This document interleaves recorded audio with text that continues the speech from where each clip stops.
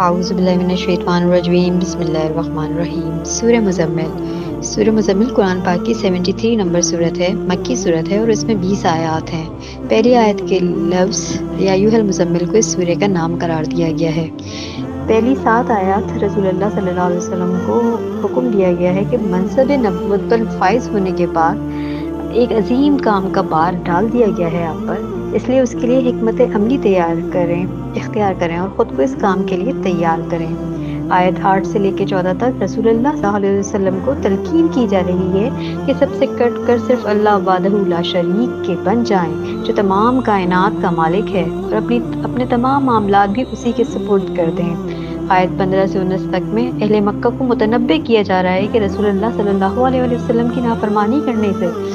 پر ان کا کیا انجام ہو سکتا ہے، اور آخری آیت میں فرائض کی ادائیگی کے احکامات دیے جا رہے ہیں۔ پہلی 4 آیتوں میں کہا جا رہا ہے، اے چادر اوڑھنے والے، آپ صلی اللہ علیہ وسلم رات کو قیام فرمایا کریں، مگر تھوڑی دیر کے لیے، آدھی رات یا اس سے تھوڑا کم کر لیں یا اس سے کچھ زیادہ کر لیں، اور قرآن کی تلاوت کریں ٹھہر ٹھہر کر۔ بخاری کی ایک حدیث کے مطابق آپ لفظوں کو مدد کی مدد سے پڑھا کرتے تھے، یعنی دوران نماز لفظوں کو کھینچ کر ادا کیا کرتے تھے۔ مسند احمد اور ابو داؤد کی ایک حدیث میں آیا ہے کہ آپ ہر آیت پہ ٹھہرا کرتے تھے، یعنی دوران نماز ٹھہر ٹھہر کے پڑھا کرتے تھے۔ حضرت حذیفہ رضی اللہ عنہ کہتے ہیں کہ ایک بار وہ رسول اللہ صلی اللہ علیہ وسلم کے ساتھ رات کی نماز میں کھڑے تھے تو آپ صلی اللہ علیہ وسلم کی قرأت کا یہ انداز دیکھا کہ جہاں تسبیح کا موقع آتا وہاں تسبیح فرماتے، جہاں دعا کا موقع آتا وہاں دعا مانگتے، جہاں اللہ سے پناہ مانگنے کا موقع آتا وہاں اللہ سے مسلم کی روایت ہے۔ آیت 5 میں کہا جا رہا ہے کہ یقیناً ہم جلد ہی آپ صلی اللہ علیہ وسلم پر ایک بھاری کلام نازل کریں گے، یعنی قرآن کریم کے نازل ہونے کا بتایا جا رہا ہے، جو انتہائی بھاری کلام ہے، جس کا بار اٹھانے کے لیے تحمل کی طاقت ہونی چاہیے، اور یہ طاقت راتوں کو اپنا آرام چھوڑ کر قیام لیل کر کر حاصل ہو سکتی ہے۔ بخاری اور مسلم کی حدیث کے مطابق سخت سردی کے عالم میں جب وحی نازل ہوا کرتی تھی تو رسول اللہ صلی اللہ علیہ وسلم کی پیشانی پسینے سے بھیگ جایا کرتی تھی۔ حضرت عائشہ رضی اللہ عنہ کا ایک اور بیان ہے کہ حضرت عائشہ نے فرمایا کہ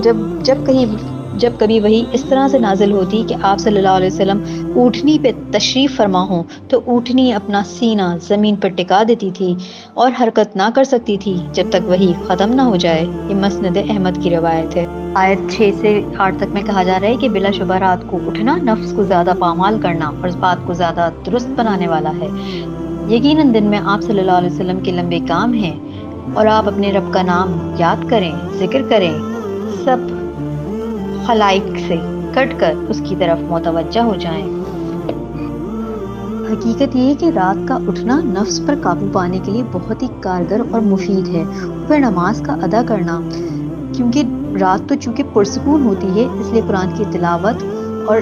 دعا مانگنا انسان کے قلب سے ادا ہوتے ہیں، اور چونکہ دن کا وقت دوسرے کاموں کے لیے ہوتا ہے، اس لیے دل جمعی کے ساتھ عبادت مشکل کام ہے، اور اللہ کے ذکر میں دونوں ہی باتیں شامل ہیں، دل سے بھی اللہ کا دھیان رکھنا اور زبان سے بھی اللہ تعالیٰ کا ذکر کرتے رہنا۔ سب سے الگ ہونے کا مطلب قطعاً یہ نہیں ہے کہ دنیا کے سارے تعلقات و معاملات چھوڑ دیے جائیں، بلکہ مطلب یہ ہے کہ اللہ تعالیٰ کے تعلق کو ہر شے پہ، ہر کام پہ، ہر رشتے پہ مقدم رکھا جائے۔ انسانوں کی زندگی میں سب سے غالب رشتہ اللہ تعالیٰ کا ہونا چاہیے، اللہ کا تعلق ہونا چاہیے، اور تمام دنیاوی امور و معاملات کو رب کریم کے احکامات کے مطابق ہی ادا کرنے کی کوشش کرنی چاہیے۔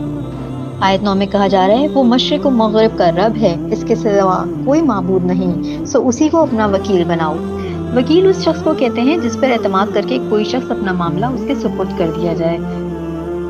اس آیت کا مطلب بھی یہی ہے کہ اس عظیم کام کو سر انجام دینے کے لیے نبی کریم صلی اللہ علیہ وسلم کو شدید مخالفت کا سامنا کرنا پڑے گا، اور جو بھی مشکلات نبی کریم صلی اللہ علیہ وسلم پر پڑ رہی ہیں، اس پر آپ کو پریشانی لاحق ہونے کی ضرورت نہیں ہے، کیونکہ آپ صلی اللہ علیہ وسلم کا رب وہ ہے جو مشرق و مغرب ساری کائنات کا مالک ہے، جس کے سوا خدائی کے اختیار کسی کے پاس نہیں ہے۔ سو آپ صلی اللہ علیہ وسلم اپنا معاملہ اس کے حوالے کر کے مطمئن ہو جائیں، اور اب آپ کا مقدمہ رب کریم کی عدالت میں ہے۔ رسول کریم صلی اللہ علیہ وسلم کے مخالفین سے اللہ تعالیٰ خود نپٹے گا، اور وہ تمام کام بھی اللہ تعالیٰ ہی بنائے گا، کیونکہ وہی مدد الاسباب ہے۔ ہم مسلمانوں کو بھی اپنی اپنی زندگیوں میں اپنے معاملات کو اللہ کے سپرد کر کے مطمئن ہو کے اپنی زندگی گزارنا چاہیے کہ جو کچھ ہوتا ہے وہ اللہ کی طرف سے ہوتا ہے، اللہ کی منشا سے ہوتا ہے، اور جو کچھ بھی ہوگا وہ اللہ کی مرضی سے ہوگا۔ اس پہ دل سے راضی رہنے کی کوشش کرنی چاہیے۔ 11 میں کہا جا رہا ہے، اور جو باتیں یہ لوگ کرتے ہیں ان پر صبر سے کام لیں اور خوبصورتی کے ساتھ ان سے کنارہ کر لیجئے، اور مجھ پہ ان جھٹلانے والے خوشحال لوگوں کو چھوڑ دیں اور انہیں ذرا سی مہلت دے دیں۔ مکہ کی زندگی میں کافروں کی طرف سے دی جانے والی تکلیفوں پر ہمیشہ سے صبر کرنے کا حکم دیا گیا ہے،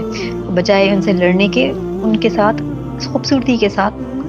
علیحدگی اختیار کرنے کا حکم تھا، مگر یہ نہیں کہ تبلیغ ہی بند کر دی جائے، بلکہ ان کی بدتمیزیوں کو نظر انداز کر کے کسی بھی غم و غصے جھنجھلاہٹ کے بغیر اپنا کام جاری رکھنا تھا۔ اور جو کوئی بھی رسول کریم صلی اللہ علیہ وسلم کو جھٹلا رہے ہیں، یعنی اہل مکہ خود کو اور دوسروں کو دھوکہ دے رہے ہیں اور آپ کی مخالفت پہ ابھار رہے ہیں، اگرچہ وہ آسودہ حال ہیں مگر ان کو کچھ وقت میسر ہے تو کر لینے دیں ان کو جو کرنا چاہتے ہیں، جو کچھ کر سکتے ہیں۔ آخر میں تو ان کا معاملہ میرے یعنی اللہ کے پاس ہی آنا ہے، تو اللہ تعالیٰ ان سے خود نپٹ لے گا۔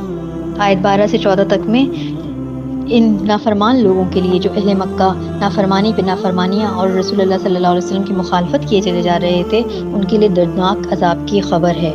یقیناً ہمارے پاس بھاری بیڑیاں ہیں اور سخت بھڑکتی ہوئی آگ ہے اور حلق میں پھنس جانے والا کھانا ہے اور دردناک عذاب ہے۔ اس روز زمین لرزے گی اور پہاڑ کانپیں گے اور پہاڑ بھربھری ریت کے ٹیلے کی طرح سے ہو جائیں گے۔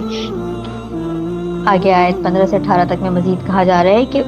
بے شک ہم نے تمہاری جانب ایک رسول بھیجا ہے جو تم پہ گواہی دینے والا ہے، جیسے ہم نے فرعون کی طرف ایک رسول بھیجا تھا۔ سو فرعون نے نافرمانی کی تو ہم نے اسے پکڑ لیا، نہایت سخت پکڑنا۔ پھر بھی اگر تم نہ مانے تو پھر اس دن سے کیسے بچو گے جو بچوں کو بوڑھا بنا دے گا۔ کہا جا رہا ہے کہ نبی کریم صلی اللہ علیہ وسلم جو اہل مکہ کی طرف آ گئے ہیں، اب وہ بھی ایک رسول ہیں، اگر ان کی کوئی نافرمانی کرے گا تو جیسے پچھلی قوموں میں نبی بھیجے گئے اور ان قوموں نے نافرمانی کی تو ان کا انجام بھی بتا دیا گیا کہ وہ تباہ و برباد ہو گئیں، تو پھر اب تم بھی نہ بچ سکو گے۔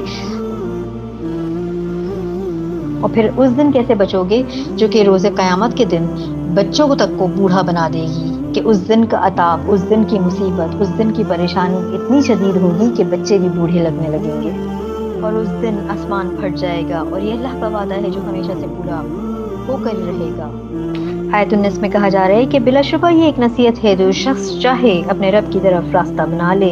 یہ قرآن تو ایک نصیحت ہے، یہ یاد دہانی ہے، جو اپنے رب کی طرف اپنا تعلق مضبوط قائم کرنا چاہتا ہے، اپنا راستہ اس کی طرف اختیار کرنا چاہتا ہے، تو اسے وہ اپنی زندگی میں قرآن کو اپنا نصب العین بنا لے۔ آخری آیت 20 میں کہا جا رہا ہے، یقیناً آپ صلی اللہ علیہ وسلم کا رب جانتا ہے کہ آپ 2/3 رات یا اس کا آدھا یا اس کا 1/3 حصہ قیام کرتے ہیں، اور جو آپ کے ساتھی ہیں ان میں سے جو لوگ آپ کے قریب ہیں وہ آپ کے ساتھ نماز ادا کرتے ہیں۔ یہ صحابہ کرام رضی اللہ عنہم کی تحسین ہو رہی ہے، اور دن و رات کا اندازہ صرف اللہ تعالیٰ ہی کر سکتے ہیں، اور اس نے جان لیا ہے کہ تم ہرگز ٹھیک طریقے سے شمار نہ کر سکو گے، تو اس نے تم پر مہربانی کی تو آسانی سے جتنا ہو سکے قرآن پڑھ لیا کرو، جتنا بھی ہو سکے، جس سے بھی پورے دن میں قرآن کو اپنا معمول بنائیں، قرآن کو جو ہے وہ ٹھہر ٹھہر کر سمجھ کر پڑھ لیا کریں، کیونکہ اللہ تعالیٰ کو پتہ ہے کہ انسانوں میں سے کچھ مریض ہوں گے اور کچھ لوگ اللہ کے فضل میں سے تلاش کر رہے ہوں گے، یعنی دن میں اپنے کام کاج، کاروبار، روزی کی تلاش میں بزی ہوں گے، اور کچھ لوگ اللہ کی راہ میں لڑیں گے۔ آیت 20 آدھی جو تھی مکہ میں نازل ہوئی تھی اور آدھی مدینہ میں، جب قتال فرض ہو گیا تھا۔ سو آسانی سے جتنا ہو سکے قرآن کو پڑھ لیا کرو اور نماز ادا کیا کرو اور زکوٰۃ ادا کیا کرو، اور اللہ کو قرض دو، اچھا قرض، اور جو بھی نیکی تم اپنے لیے آگے بھیجو گے اسے اللہ کے ہاں موجود پاؤ گے، وہ بہتر اور ثواب میں بہت زیادہ بڑی درجے کے اعتبار سے بلند ہوگا، اور اللہ تعالیٰ سے بخشش طلب کرو، بے شک اللہ تعالیٰ بے حد بخشنے والا اور نہایت رحم کرنے والا ہے۔ وآخر دعوانا ان الحمد للہ رب العالمین۔